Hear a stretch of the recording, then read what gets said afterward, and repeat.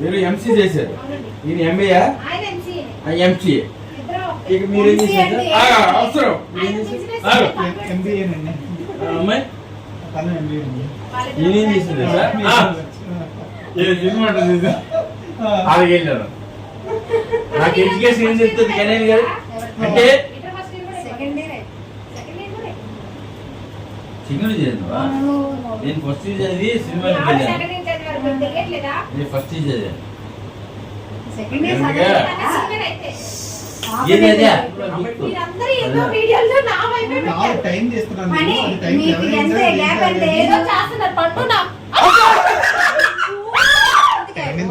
ఉంగరాలు చూస్తూ కాదు టైం తీస్తున్నాను నేను. అది టైం ఎవరైందా అదేంటో అనేది.